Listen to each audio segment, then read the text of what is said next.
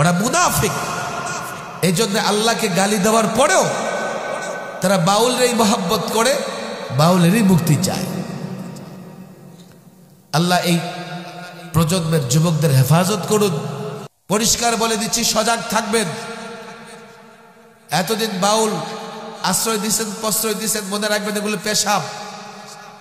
আজ থেকে কোনো বাউল নামের বাউলখোর, পেশাবখোর যাতে কোনো এলাকায়, কোনো একটা এলাকায় তারা তাদের অনুষ্ঠান কার্যক্রম পরিচালনা করে ওই এলাকা নাপাক করতে না পারে।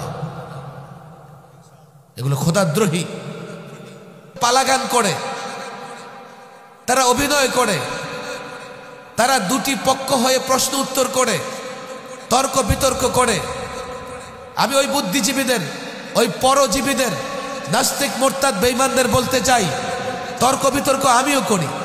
আমিও টকশোতে গিয়েছি, একাধিকবার বিতর্ক করেছি। কলেজ ইউনিভার্সিটিতে ছাত্ররা ডিবেট করে, তর্ক বিতর্ক করে, কিন্তু রুলস আছে। তর্ক বিতর্ক করলেই কারো ধর্মে আঘাত দেওয়া যায় না। তর্ক বিতর্ক করলেই ধর্মীয় অনুভূতিতে আঘাত দেওয়া যায় না। তর্ক বিতর্ক করলেই একজন আরেকজনকে অশ্লীল শব্দ, নিকৃষ্ট শব্দ দিয়ে বকাঝকা করা যায় না। এর বৈধতা নাই। তারা তর্ক বিতর্ক করে, একজন আরেকজনকে আঘাত নয়, স্বয়ং আল্লাহকে তারা আঘাত করছে।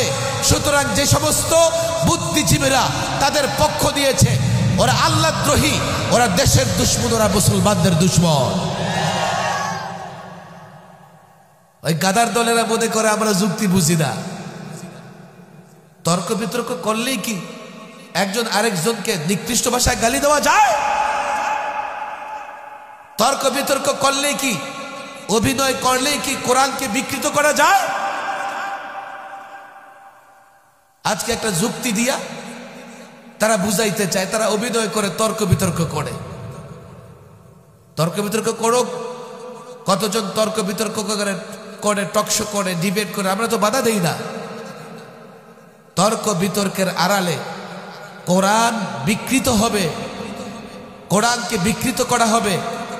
তর্ক বিতর্কের আড়ালে মানুষের ভেতরে সন্দেহ সৃষ্টি করা হবে, কোরআনের ভুল ব্যাখ্যা করা হবে, আল্লাহ তাবারক ওয়া তাআলার শানে বেয়াদবি করা হবে। এগুলো তর্ক বিতর্ক নয়, এগুলো ইসলামের বিরুদ্ধে পরিকল্পিতভাবে বিদ্বেষ ছড়ানো হচ্ছে, যাতে দেশের মানুষের ঈমান ধ্বংস করা যায়। পরিষ্কার বলে দিচ্ছি, সজাগ থাকবেন। এতদিন বাউল আশ্রয় দিচ্ছেন, প্রশ্রয় দিচ্ছেন, মনে রাখবেন এগুলো পেশাব। আজ থেকে কোনো বাউল নামের বাউলখোর, পেশাবখোর যাতে কোনো এলাকায়, কোনো একটা এলাকায় তারা তাদের অনুষ্ঠান কার্যক্রম পরিচালনা করে ওই এলাকা নাপাক করতে না পারে। এগুলো খোদাদ্রোহী, এগুলো আল্লাহদ্রোহী। ওদেরকে কোনোভাবে আশ্রয় প্রশ্রয় দেওয়া যাবে না। আমরা মুমিন, আমরা সবচাইতে বেশি আল্লাহকে মহব্বত করি। ওরা মুনাফিক। এই জন্য আল্লাহকে গালি দেওয়ার পরেও তারা বাউলেরই মহব্বত করে, বাউলেরই মুক্তি চায়। আল্লাহ এই প্রজন্মের যুবকদের হেফাজত করুন। এইভাবে এক একটা ফিতনা কদিন পর পর বের হয়, টার্গেট একটাই, মুসলমানদের ঈমান ধ্বংস করা। আমরা যদি সচেতন না হই, সজাগ না হই, ছলে বলে কৌশলে আমাদের ঈমান তারা ধ্বংস করে ফেলবে। সজাগ থাকব এবং নিজেরাও চিন্তা ফিকির করব যে কিভাবে তারা আমাদের ঈমান ধ্বংসের ষড়যন্ত্র করতেছে। আমরা যদি সজাগ থাকি, তাদের সমস্ত ষড়যন্ত্র ধূলিসাৎ হয়ে যাবে। তারা এই মাটিতে তাদের কোনো ষড়যন্ত্র বাস্তবায়ন করতে পারবে না।